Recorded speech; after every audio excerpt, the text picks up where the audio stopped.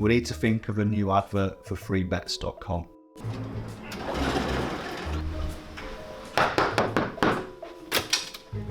Get your best betting offers from freebets.com.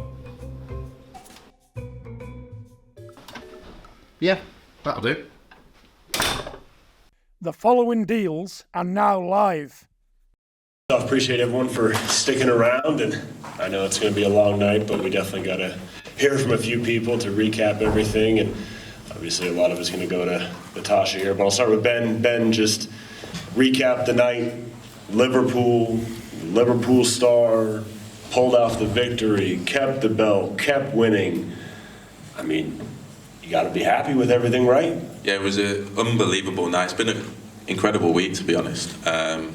The way the city has got behind Natasha, I mean, she's an ambassador for so much boxing, sport, and everything good about sport, but mainly they see her as an ambassador for Liverpool. She's one of them, and you saw that come together tonight, and she got the fight that she craved, an amazing fight against an amazing competitor in front where the crowd were with her in every minute of the round. I've never seen or been involved in an atmosphere like that at the Echo Arena before, to be the first female fight to headline here as well. Another record, another special achievement. But yeah, just a fantastic fight. And Mikaela's not here yet, and hopefully she will be soon, but both of them deserve a huge amount of credit for what they did. It was another huge advert for the sport, a huge advert for women's boxing. I know the viewing figures tonight were incredible, and it's testament to both of them. Now, Natasha had some nice things to say about your guys' relationship, but Ben, when you were building your stable and you were looking for pillars of boxer and people that you really could build around and champions that you could have, and just leaders for everybody, when you saw Natasha, I mean, what was your mindset going in? What was your goal? I mean, it's clearly worked. The mindset, I think, was, this is one of the most unlucky fighters I've seen in the professional game. She'd done so much for the sport and to have never achieved a world title, to have had decisions that have gone against her, to have not got the fights at the right time that she deserved, and had a lot of doors shut. I think boxing is a crazy game, and there's a lot of things that you have to deal with, but when you, and I said that to her today, these are the things that make it all worth it, these stories, these things that you can be involved in, and to see her change her life, change her family's life, achieve everything that she deserves professionally, have a legacy night like this in Liverpool as well to top it off. That's what the sport's about. You have tragedy in boxing, but you also have amazing, amazing things that take place, and yeah, it's definitely the proudest thing that I've done in my career. The Natasha Jonas story started 15 years ago. For me, it started 2 years ago, but what we've been able to do in that time has been, definitely, as I say, the proudest thing that we've done. I think it's interesting when you look at the relationship between promoters and boxers, because obviously the boxers need to carry everything forward, but at times the promoters need to see what's there. And now you recap this week and you see murals being painted and you see turnouts like this and you see atmospheres and viewership for someone that, like you said, was unlucky. I mean, where do you take it from here? Or where do you want it to go from here? Natasha's going to take it, but where would you like to see it to go from here? I think what you say is right. British boxing is about creating hometown heroes and starting a stable from scratch with Chris Billen-Smith in Bournemouth and Savannah up in Newcastle. That's what the sport's about, and Tasha's obviously always been big here, but as you said, she's now an icon. She's got a huge fan base behind her, and where do we go next? It's the last year probably in boxing, as you said. We just want to deliver the biggest fights, the biggest names for her. What more could she achieve other than those big nights? And so whether it's Katie Taylor, if we can make that fight, whether it's Jessica McCaskill, whether it's more titles at welterweight, Sandy Ryan, there's fights there, and there's big fights there, and we've done all right so far, and hopefully we can have one or two special nights to finish it off. I'll come to Natasha, save the best for last, of course. I'm going to come to Coach Joe Gallagher here. I mean, you were so locked in all week, and you were massively complimentary of Natasha all week, talking about how coachable she was and how important she was to your gym. I mean, similar question to Ben, just initial reactions of to see your champion keep winning, and then to eclipse tonight and have a main event and defend the title again. I think it was the manner in the win as well. I said in the build-up to fight, both girls would have to bite down on the gum shields, both would have to adapt, both had to reply. It was a great fight, round 8. I think that's got to be up for a round of the year. Mikaela brought fire, and Tasha just fought fire with fire. And every time Mikaela came, Tasha came back. Mikaela came, Tasha fell back. As in, listen, I'm going nowhere, do you understand? And just when Mikaela thought she'd be able to get a foothold and come down the straight, Tasha was there punching and trading with her. She wasn't shy in getting a trade off, which was worrying at times. But when I watch her and I go out and she had her feet moving the first few rounds, I do be quite in awe of her. Sat here now, I do be quite in awe of her. She's a fabulous lady and just a class act, just in awe of her. I always love to hear, I mean, I don't want you to divulge your coaching secrets, but I always love to hear the interaction that you have with fighters in the corner. What were you saying to Natasha as you were entering into those later rounds where you knew that she really had to grind out that win? I think it was after 5 rounds. I said to Tasha, listen, we'd say 4-1, but being kind to Mikaela with 3-2. Let's reset, refocus, let's go out. Round 6 is round 1, and let's win 3 of the last 5 rounds, and we've won the fight. And it was just about keeping composure. I said in the corner to her, I said, listen, you need a cool head in the hot kitchen, and don't get carried away, the crowd and the punches, and Mikaela's got to bring hell here. You just got to keep a cool head, and she wants to drag you in, and like I say, Natasha did it, and we're sat here and still the world champion. And like Natasha said in the ring, it's not for us to decide where Natasha's place is in sporting history in the city of Liverpool, but I would say she's definitely right up there, one of the very best boxers of all time to come out of this city.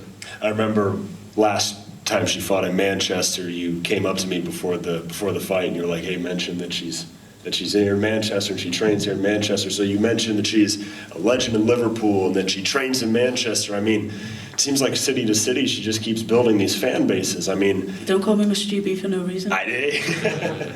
Well, she's an adopted man. She's won a few titles there now. She won the WBC and she's defended the IBF here, and the turnout tonight, which was unbelievable when you feel where female boxing, I don't want to go down that line, but for where they thought they needed to have intense beef to sell a fight, where we needed the popularity of Katie Taylor for people to tune in. People tuned in tonight, people came out, paid hard-earned money the 3rd week of January in the new year to get behind Natasha, and that speaks volumes for the type of lady she is and the class person she is. They paid the hard-earned money, and Natasha and Mikaela put on a good fight there tonight, and I don't think no one who tuned in or has left the arena left disappointed tonight. They got what they wanted, and it's a credit to both girls that they're there tonight doing a great advert for female boxing. We talked about how the promoter helps, put on the shows and maybe bring the spectacle to everything, and obviously the fighter has to carry the belts and carry their career, but the coaches always are really side by side and kind of helping the fighters through. I mean, where do you want to see Natasha go next as a coach? As a coach, I'd like her to go home and put her feet up. And, you could see the ballista that's on my toes, first of God. Go home, put her feet up, and listen, just enjoy some time with Mila. It was a hard time over Christmas and New Year. She would have been in Christmas Day, for only I was ill, so she got away with that one. But like I say, New Year's Day, we're in the gym, and it was tough over Christmas when you've got a little one with Mila, 7-8. So I want to go away, have a holiday, enjoy some time with her daughter, and then regroup, sit down with Ben and decide where we go. I would love to see the Katie Taylor fight. I think there's great history there. They started the rivalry in 2012 in a fantastic fight, and I think the two of them to have the last dance together. They've won world titles from 135 up to 154. To see the two of them fight inside an arena or Croke Park and Anfield, wherever. But I just think the pair of them would be they'd be ideal dance partners for the final dance, and off she can go into the sunset there and succeed as a manager. Amazing. Well, Natasha, I'm going to come to you now. Save the best till last. You keep winning and winning and winning. I mean, at this point, I'll leave it open-ended question for you. This win tonight in your hometown, in Liverpool, international fight, Sky, ESPN, world title on the line, former world champion Mikaela Mayer. In Europe, recap the night for yourself. How do you feel? I said before the fight even started, if I beat Mikaela Mayer, it'll be the best win on my record, and it was. She ranks top 2 in fighters that have fought. I think only Katie Taylor is above her skill-wise, skill set. And yeah, she proved that tonight. You know, we're both very skilled, high-class elite amateurs, moved into pro, and I see why she causes a lot of people trouble tonight. I wanted a quick start. I got it, give away a few of the middle rounds and finish strong, which ultimately helped me win the fight. The pace of the fight, I think, took a lot of people away. I mean, obviously there were talks, and their coach talked about Hagler, Hearns, and all that stuff. Did you know that it was going to be a slugfest like that? Did you anticipate that? I kind of thought that eventually it would be. I knew she's always got a good engine. I've seen that in her previous fights. I didn't know if she could, you know, bring that to welterweight, because it is a lot of extra weight to carry. And I thought it took her a couple of rounds to get into it. And I just thought, I think that was the experience I'd had at that weight. I had myself, or Joe had me, I think 3 rounds up for the first 3 rounds. So yeah, it was just probably a slow start cost her. Now, it's when you look at popularity of fighters, you have fighters that are popular in their hometown, maybe fighters that are popular in a couple of their cities, and then you start to look at fighters that become increasingly popular, and then you arrive at fighters that get murals painted of them. When you saw that, I got to know what that was like.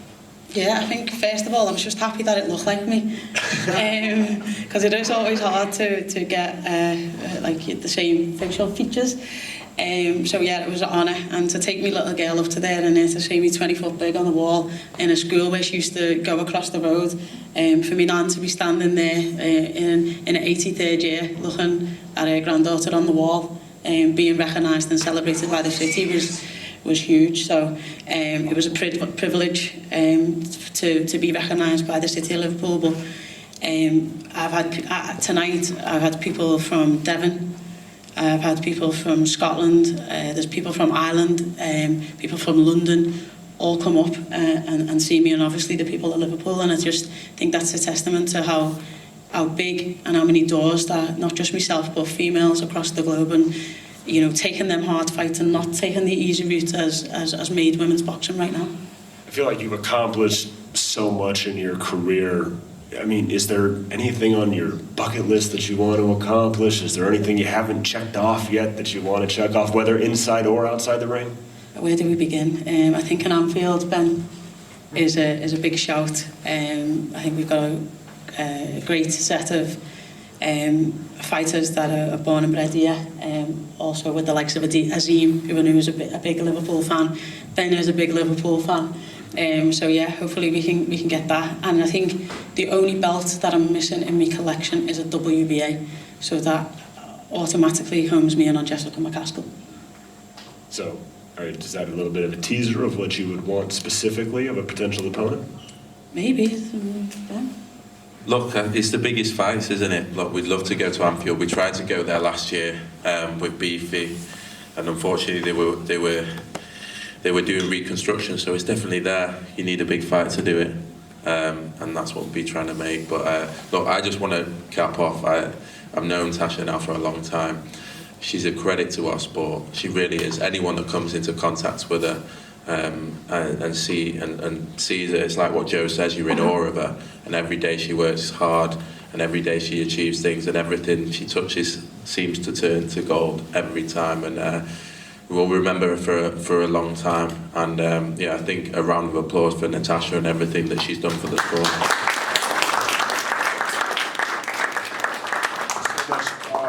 This week, and I feel like it's a common theme now, talking about the rise of women's boxing and how it's evolved, and I want to get all three of your opinions. So Ben, I'll come to you first. I thought we were done.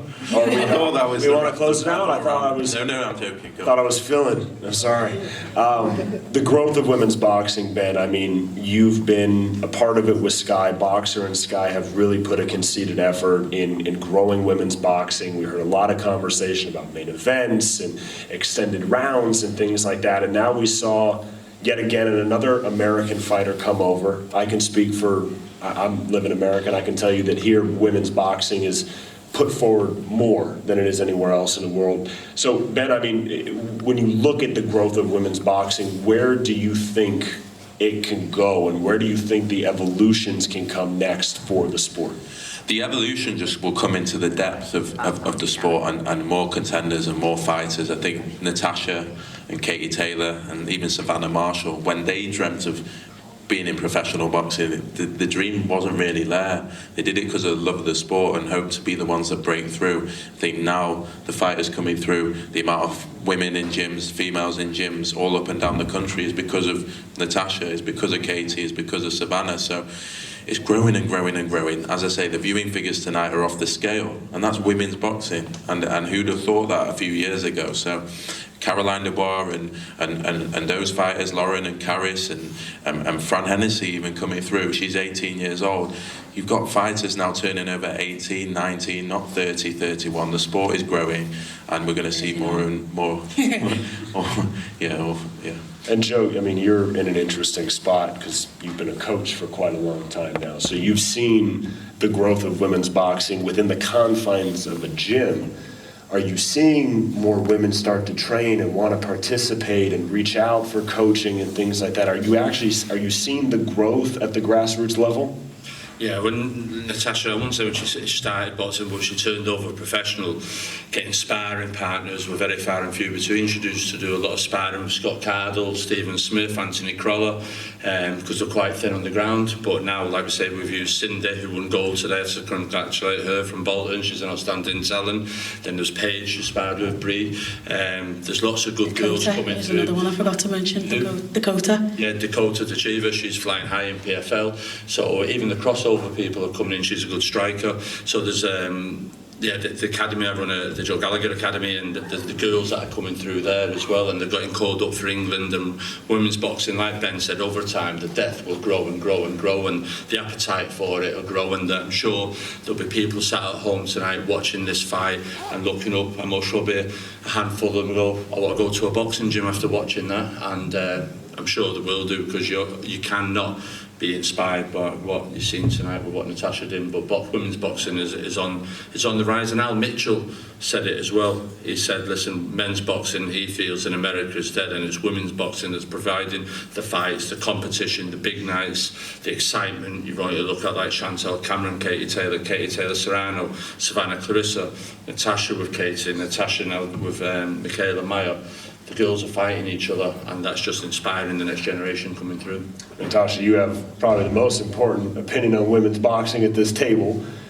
What do you believe is that next step, is that next evolution? What do you want to see? Because now you are a champion, you are an ambassador, you are a leader for women's boxing. Where do you want to help take it next? I think visibility has always been the key. We needed, a big promotion like your Skies, promoters like Ben, investing, encouraging and supporting the dreams of these young girls coming through.